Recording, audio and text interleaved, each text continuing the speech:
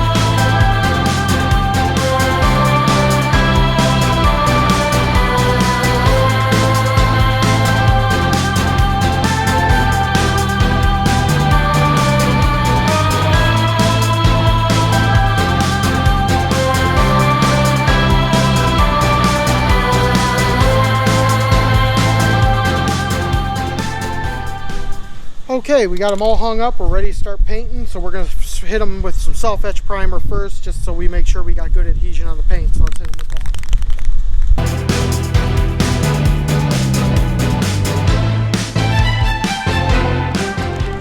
And next we're switching over to semi-gloss black Rust-Oleum. Nothing fancy, but just that.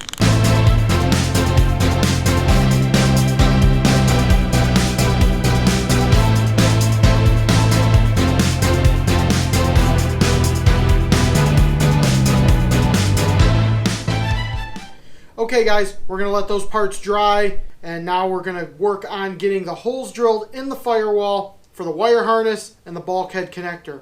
So I'm going to show you how to do that without screwing up the paint too bad on the firewall. So come on in and I'll show you what's going on with that. It's going to have to be a 2-inch hole, so it's going to get a little hairy, but hopefully we don't screw this up too bad. I did already nick the firewall in a few places when we were taking the engine out the last time. We can touch those up later. We're going to put some tape on here and get it so we can do the best on not screwing up this firewall too bad. Okay, so I got that nice and taped off. So what we're going to want to do is we got this 2-inch hole saw. Hopefully it doesn't destroy it. You got a drill bit right here. And you want to make sure that tape's nice and flat, as flat on that surface as you can get. That'll keep the paint from chipping. Make sure you line up your drill bit with that hole. And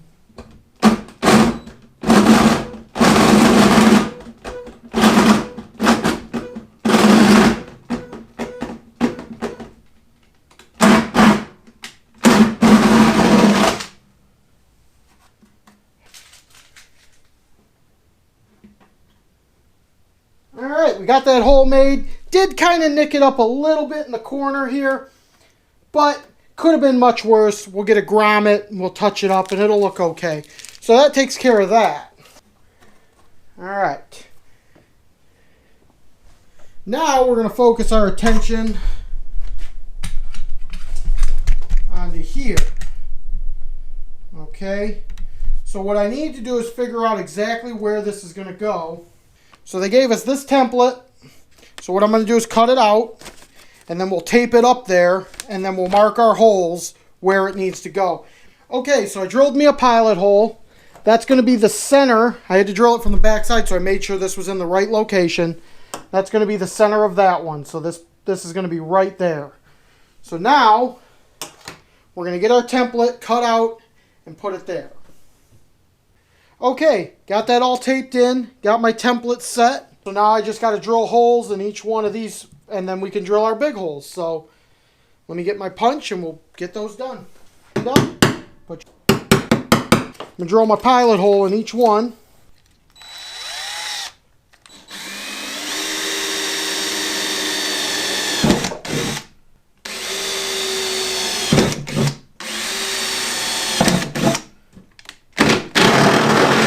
Okay, there's one.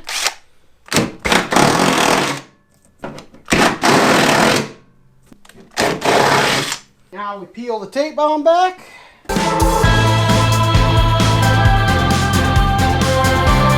That's how you drill your holes, and we'll get this mounted up real quick.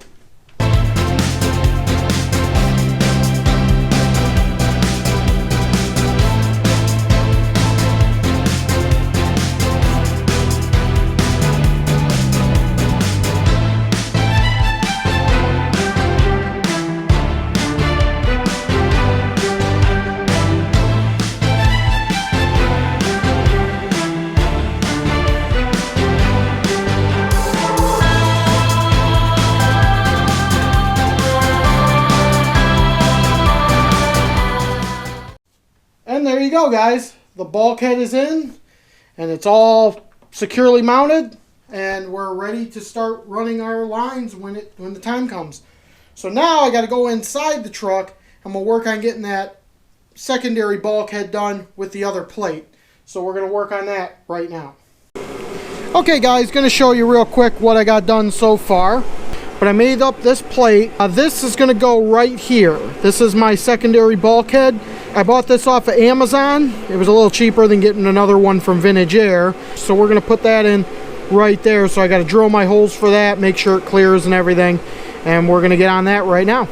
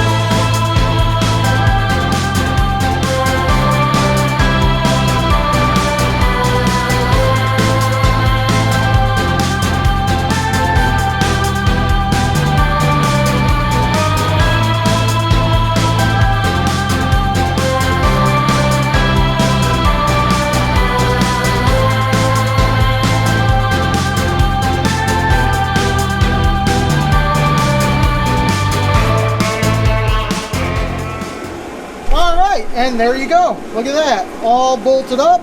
So what we're going to do is fit this up, make sure it fits really nice, and then we'll pull it all apart and get it painted so it doesn't rust. And there it is installed in the truck. There's going to be a small length of hose that goes from these to the bulkhead on the firewall. And now I'll just have my hoses coming out of that, and I got plenty of room for that under the dash. Awesome. Alright guys, so off camera, my dad came over and we spent a good day getting the engine and trans back in. Big thanks to Jeremy from Maximum Overdrive Transmissions for helping me get that transmission repaired. He actually did a little bit more than what I asked, and I'm pretty happy about that. So it's pretty much a fresh trans, should be good for a while. So with that being said, I'll pull you guys in, show you what we did, and show you what we got going on next. So check this out. Okay, so the motor's in, and the next line of attack is to get this wire harness, which I got passing through the firewall behind the engine, all set and routed and looking really, really good. But one little thing I want to show you guys, I actually went with the stock 94 motor mount rather than the 2001 motor mount because they are drastically different. I had the 2001 motor mounts in here, and it made the engine sit almost an inch higher than it is right now.